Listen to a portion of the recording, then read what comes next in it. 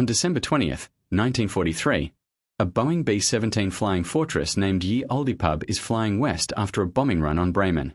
It is no longer in formation. It is flying alone over German-controlled territory. The aircraft has heavy damage in the nose and fuselage. Several systems are failing. One crewman is dead and several are wounded. The pilot, Second Lieutenant Charlie Brown, is also wounded and is trying to keep the bomber in the air long enough to reach the North Sea. Subscribe to the channel if you want more documentary stories about the Second World War with clear facts and clear decisions. That same day, a German fighter pilot, Franz Stigler, climbs to intercept bombers returning from the target area. Stigler is flying a Messerschmitt fighter. When he sees the American bomber alone and damaged, he closes in expecting a routine kill. In this part of the war, a lone heavy bomber is a standard target. A fighter can approach from behind, aim at engines or cockpit, fire a short burst, and break the bomber apart. Stigler has done combat sorties before. He knows how the job is supposed to end. When he reaches firing distance, he does not shoot. This story is often told as a short moment in the sky, but it only makes sense when you understand how the mission unfolded, how the damage happened, what Brown's crew looked like to the man behind them, and what disobedience meant inside the German Air Force at that point in the war. Brown's crew begins the day at RAF Kimbolton, a heavy bomber station in England. Ye Olde Pub belongs to the 379th Bomb Group, 527th Bomb Squadron. For this crew, the Bremen mission is their first combat mission. They have trained, but they have not yet been in the environment where training stops and survival begins. At briefing, they are told they will be flying deep into Germany. They are told to expect heavy anti-aircraft fire near the target and aggressive fighter attacks along the route. They are told to stay in formation because formation is the primary protection for heavy bombers. The B-17 carries multiple defensive gun positions and is designed to fight its way through. But a single B-17 is still vulnerable. The design assumes mutual support in a group. The crew hears the warnings, and like many new crews, they try to file the fear away and focus on procedures. They walk to the aircraft in cold weather, wearing flight gear meant to keep them functional in extreme altitude conditions. They climb into stations and check equipment. They connect oxygen. They check intercom. They check guns, ammunition feeds, and heated suits if available. They start engines and taxi. When they take off, they join a stream of bombers climbing into formation. The bomber force is large and organized into combat boxes. Each aircraft must hold an exact position relative to others. The spacing is close enough to concentrate defensive fire, but far enough to avoid collision. It is demanding flying even in perfect conditions. In winter, with turbulence and cloud layers, it becomes harder. The mission objective is Bremen, a major industrial city. The specific target for the bomber force includes aircraft production facilities associated with Focke-Wulf. A bomber formation must fly a stable bombing run to allow the bombardier to use the bomb site. That means the aircraft become predictable during the final approach. German air defenses plan around that predictability. Heavy flak batteries are positioned to cover approach lanes and target areas. Fighter control uses radar and observers to guide interceptors. As the formation approaches Germany, the crew experiences the first stage of combat stress that training cannot simulate. The engines are loud, but at altitude the air is thin and cold. The crew is on oxygen. Frost forms on windows and metal surfaces. The gunners scan for fighters. The navigator and bombardier work timing and course corrections. Brown must maintain position with small control inputs, using instruments and visual references in shifting light. Near Bremen, anti-aircraft fire begins. Flak bursts are timed explosions that throw fragments. A B-17 can survive some hits, but flak does not need a direct strike to cause damage. Fragments can puncture the skin, sever lines, and injure crew. The bomber also faces fighters. German pilots often wait until bombers are committed to the run, then attack at moments when the formation cannot maneuver. Ye Olde Pub takes damage. The nose area is hit, and the front of the aircraft becomes a vulnerable zone. Plexiglass is shattered. Panels are punctured. The aircraft suffers system damage that begins to compound. The crew's first priority is to stay stable on the bomb run and release the bombs. They do that. After bombs away, the formation begins to turn off target. This is often when fighters concentrate on stragglers because the formation is changing heading and some aircraft lose spacing. The German fighters attack Ye Olde Pub repeatedly. The aircraft is hit by cannon and machine gun fire. Some gun positions are damaged or unable to fire effectively. One of the most important defensive positions on a B-17 is the tailgun because it deters direct rear attacks. In this incident, the tailgunner is killed. That means the aircraft has a critical blind weakness. Other crewmen are wounded. The aircraft loses more capability. Brown himself is wounded in the shoulder.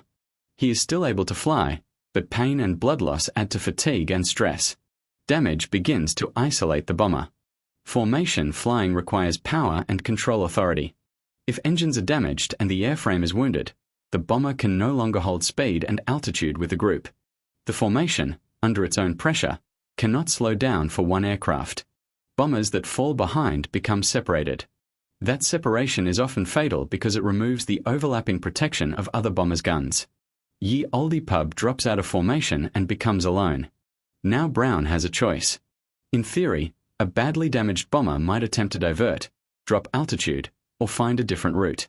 In practice, the choices are limited. The bomber is still over hostile territory. If it lands in Germany, the crew becomes prisoners. If it bails out over Germany, the crew becomes prisoners if they survive the descent and avoid being shot or killed on landing. If it heads for the sea, it still must cross a long distance on failing engines. Brown also has wounded men on board. Not all wounded men can jump safely. A heavy bomber bailout is not simple when the aircraft is damaged and the crew is injured. Brown decides to try to fly home. He turns the bomber toward the coast. The fighters are still present. Some German pilots continue to attack. The bomber is now at the mercy of any fighter who finds it, because it has reduced defensive fire and it is slow. Brown tries to keep the aircraft stable and uses what he can. Some bomber pilots, when separated, try to maneuver aggressively to disrupt fighter aim. But a damaged B-17 cannot maneuver like an undamaged aircraft. Maneuvering also risks a stall or structural failure. Brown must balance survival against losing control. At one point, the bomber enters a dangerous situation where Brown loses awareness for a brief moment. This can happen from shock, oxygen issues, pain, or the physical strain of violent maneuvers. When he recovers, the aircraft is lower than planned. Low altitude reduces exposure to some high-altitude fighters but increases risk from ground fire and reduces time to recover from failure. It is not a safe solution. It is simply where they end up. The aircraft continues west. This is when Franz Stigler enters the story in the way that matters. Stigler is vectored toward bomber traffic and finds the damaged B-17. He approaches from behind. From a fighter cockpit, a B-17 is a large target. A fighter pilot looks for engines, wing routes, cockpit, and gun positions. Stigler expects to see defensive fire. Instead, as he closes, he sees that the bomber is heavily damaged and not fighting normally. He sees that the tail gun position is not firing. He sees extensive holes in the fuselage. He sees the nose destroyed. As he moves closer, he can see inside the aircraft through the damage. He sees crew movement that indicates injury and emergency action, not combat posture. He sees blood and damage. He sees a bomber that is barely staying in the air. At this distance, Stigler can destroy it quickly. He is close enough for accurate fire. He is also close enough to see the human situation, and that is the point where his decision changes. Stigler had been taught that certain acts are not acceptable even in war. One example often cited among some fighter pilots is firing on a man in a parachute. The idea is that combat ends when an opponent is helpless. A crippled bomber is not a parachute, but Stigler sees a similar condition. A crew that cannot fight, a machine that is failing, a situation where the kill would be easy and one-sided. In his mind, shooting now is not a test of skill. It is simply finishing men who are already defeated by damage. He does not fire. Instead, he tries to communicate. Stigler moves alongside the bomber and makes gestures indicating that Brown should land. From Stigler's perspective, this is a way to save the crew and end the incident without further risk. A landing would mean surrender and captivity, but it would likely also mean medical treatment and survival. There is also a possibility that Stigler is trying to indicate a route toward neutral Sweden, where the crew could be interned rather than held in German captivity. In the air, with noise and stress and no shared language, the intent cannot be explained clearly. Brown does not understand the gestures. Even if he understands land, he cannot trust it. He cannot assume the German is offering safety. He also believes his duty is to bring his crew home if possible. He continues toward the North Sea. Now Stigler's choice becomes active protection rather than passive restraint. If he simply lets the bomber go, other German fighters could destroy it, or ground anti-aircraft units could shoot it down as it moves toward the coast. The bomber is still within German defensive coverage. A lone bomber at low altitude can still be engaged. Stigler positions his fighter very close to the bomber, on the side, in a way that makes it harder for ground gunners to fire without risking hitting a German aircraft. This is a real tactical effect. Anti-aircraft gunners do not want friendly fire, and they do not always have perfect identification and timing. A fighter directly beside a bomber complicates the shot. He also stays close enough that other German fighters who see the pair might hesitate. They might interpret it as an escort to a landing field or as a controlled situation. They might not want to shoot through their own pilot. They might not understand what is happening. In combat, confusion can create a brief window of safety. Inside the bomber, the crew is still under extreme stress. A German fighter that close is usually deadly. The dorsal turret gunner, seeing the fighter, aims at it. Brown orders restraint. He tells the gunner to track Stigler but not fire unless necessary. Brown is not trusting the German. He is managing risk. If they fire, Stigler might respond immediately, and the aircraft cannot survive another direct attack. If they do not fire, they keep open the chance that the fighter remains non-hostile. For minutes, the two aircraft fly in this unstable situation, enemy and enemy, close formation at low altitude, over hostile territory, toward the coast. Brown continues to manage engines and control. He must keep the bomber flying straight and stable enough not to lose lift. He must maintain a heading that gets them to water. Eventually, they reach the coastline. Once the bomber is over open water, it is leaving the zone where German ground fire is a major threat. German fighters could still follow, but following out over the sea carries its own risk. Fighters have fuel limits. They also risk being intercepted by Allied aircraft or anti-aircraft defences closer to England. The further out the bomber gets, the less practical it is for a German fighter to stay with it. Stigler, seeing that the bomber is now out of immediate German defensive control, prepares to break away. Before he leaves, he salutes. Then he turns back toward Germany. This salute is remembered because it is clear and unambiguous. It communicates a simple fact without words. He has chosen not to kill them, and he is leaving them to their chance. Now the bomber still must survive the sea crossing. The flight from the German coast to England is roughly 250 miles.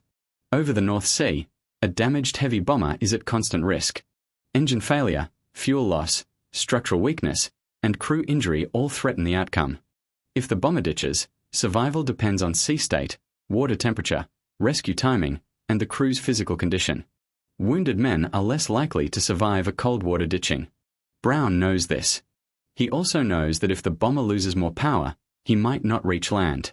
He flies carefully, managing power settings to avoid overstressing the remaining engines. He watches instruments. The crew continues emergency actions. Wounded men are tended as much as possible. Others monitor for additional threats. They are still on oxygen at times and fighting cold and fatigue. Eventually, land appears. Brown brings the bomber toward an English airfield. The aircraft he lands at is RAF Seething, associated with the 448th Bomb Group. The landing is difficult because the aircraft is damaged. But Brown gets it down. The bomber rolls to a stop. The crew exits, alive. Only then does the scale of survival become visible. On the ground, they can see the extent of the damage clearly. They can see the holes, the shattered nose, the destroyed sections, and the missing or broken components. They understand that this aircraft should not have made it back across the sea. After landing, Brown reports what happened. He describes the German fighter that escorted them. In a normal wartime environment, such a story could be used in propaganda, but it does not fit the standard narrative. It suggests moral complexity. It suggests an enemy pilot acting outside expected behavior. The story does not become widely public during the war. It remains limited, and in some accounts it is treated as classified or discouraged from being spread. For Stigler, silence is not just a preference. It is protection. In the Luftwaffe at that time, a pilot is expected to engage and destroy enemy aircraft. Victories matter for status and assignment. Refusing a kill is not normally celebrated. It can be interpreted as weakness or disloyalty. In the broader German wartime system, being accused of disobedience can have severe consequences. Even without formal punishment, suspicion can damage a man's standing. Stigler has no incentive to advertise mercy. He also has a strong incentive to ensure no one can prove what he did. He continues the war. He flies more sorties. He survives until the end of the conflict. Brown also continues the war. He completes a combat tour. He lives with the memory of that day as a fixed event that never fits neatly into the categories of war stories. It is not a standard victory or a standard escape. It is not a story of superior tactics alone. It is a story of an enemy choosing restraint. Decades pass. Brown grows older and the war becomes history. Many men who were there are gone. But Brown continues to think about the unknown German pilot. The question that stays with him is not only what happened, but who did it and why. As time goes on, he decides to search for the man. He attempts to find records. He contacts veteran networks. He looks for clues that could connect a German fighter pilot to the Bremen area on that date. He finds that paperwork rarely captures moral decisions. Records track claims and losses, not mercy. Eventually, Brown takes a direct approach. He writes a message for a German Pilot Association newsletter. He describes the incident and asks the German pilot to contact him. The message is published, and months later it reaches a man living in Canada. The man reads it and recognizes the details. Franz Stigler responds. When Brown receives the response, he is cautious at first, because many decades have passed and memory can distort. But when they speak, Stigler describes details that align with Brown's experience. He describes the damage, the situation, the way he flew beside the bomber, the way he tried to gesture, and the salute. The details confirm that this is not a random claim. It is the same event seen from the other cockpit. They meet. The meeting is notable because it is not a staged reconciliation event. It is a factual confirmation between two men who shared a short but intense incident in the air. They talk about what happened. They talk about the decision. They talk about what each side saw and what each side assumed. Over time, they become friends. This friendship does not rewrite the war. It does not erase what the war was. It does not claim that individual mercy changes the overall system of bombing and combat. It simply shows that even inside a total war, a pilot still has moments where he can choose how far he will go. The key question in this story is why Stigler disobeyed what the war demanded and why he survived after doing it. He survived in the short term because he made the decision in a place where it was difficult to prove. He did not make a public refusal on the ground. He did not challenge a superior officer. He did not create witnesses inside his own chain of command. The bomber crew could not report him in a way that would harm him. German ground units that saw the pair would not necessarily understand what was happening. In the confusion of combat, the escort could be interpreted in multiple ways. Stigler also ended the escort at a logical point, when the bomber reached water, and his own continuation would increase his risk and increase the chance of being seen and questioned. He returned to his side alive and without creating a clear record of disobedience. He also survived because fighter pilots operate with a degree of autonomy in the air. They are given missions and expectations, but once in combat, exact behavior is hard to supervise second by second. That autonomy can be used for aggression, but it can also be used for restraint. Stigler used it for restraint and then re-entered the system without exposing that choice. Brown survived because he made a series of disciplined decisions under damage. He kept control of a wounded aircraft while injured. He avoided maneuvers that could have broken the bomber apart. He made choices that prioritized keeping the aircraft flying rather than chasing small tactical advantages. He managed his crew's actions to avoid provoking the fighter. He continued toward the sea instead of surrendering. He completed the sea crossing and landed a bomber that had little margin left. But Brown's survival also depends on Stigler's disobedience in a direct way. If Stigler fires, the bomber is very likely destroyed. If Stigler breaks away immediately and leaves the bomber alone over Germany, the bomber is at higher risk of being finished by flak or other fighters.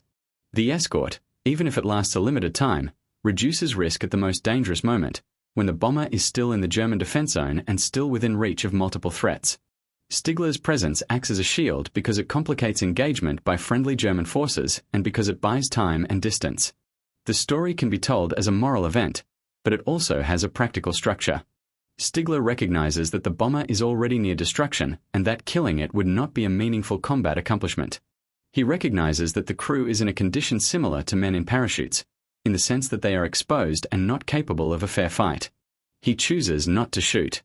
Then, instead of simply leaving, he takes a risk to protect them long enough to move them out of the main threat area. Then he disengages at a point that protects his own survival and reduces the likelihood of scrutiny. That combination is why he survives disobedience. It is not only mercy. It is mercy executed in a way that works inside a dangerous system. The second part of the question is why he made the decision at all, because many pilots in that war did not make that decision. The best explanation is that Stigler had an internal boundary that remained intact despite the pressure of combat. Air war encourages dehumanization. A fighter pilot sees enemy bombers as targets, as formations, as numbers. Over time, this can reduce empathy. But in this incident, Stigler closes so near that the bomber is no longer abstract. He sees the physical evidence of injured men and a damaged aircraft struggling to remain airborne. The closer he gets, the more the situation looks like a crew trying to survive rather than an enemy actively attacking.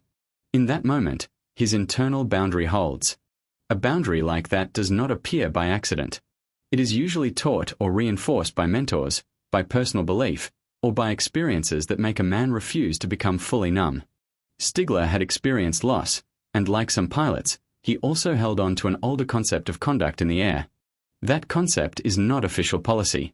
It is personal. In his mind, finishing a helpless crew is not combat. It is killing for convenience. He chooses not to do it. This decision does not change the larger war, but it changes the lives inside Ye Olde Pub. Brown and the surviving crew members go on to live long enough for decades to pass. Stigler goes on to live long enough for decades to pass.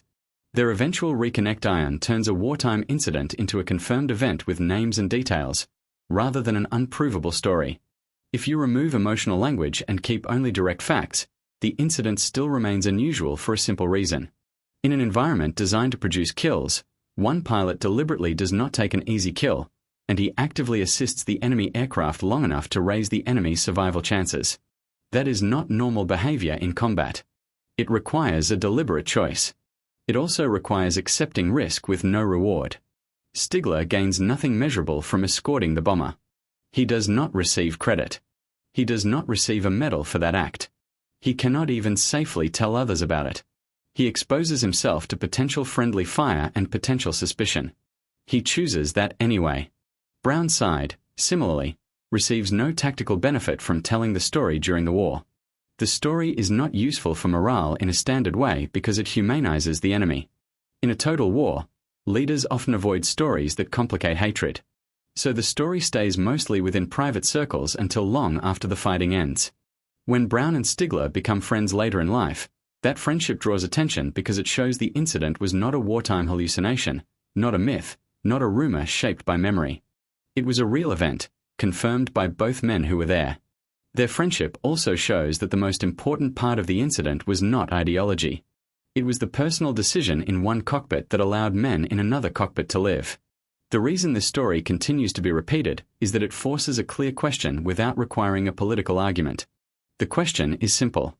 In war, when you have the power to kill and you have the ability to justify it as duty, do you still have the ability to stop yourself when you believe the target is helpless? Stigler's answer was yes, and he acted on it while still surviving the war and the system around him. On that day, Brown's aircraft returned to England, but Ye Olde Pub did not continue a long combat career afterward. The crew did. Brown completed his service.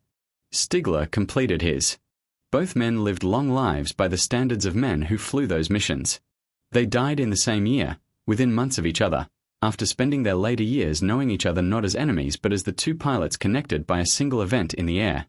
That is the direct documentary meaning of the title. A pilot disobeyed what the war expected from him at the moment when obedience would have been easiest. He survived the immediate combat risk by making the decision in the air and disengaging at the right point.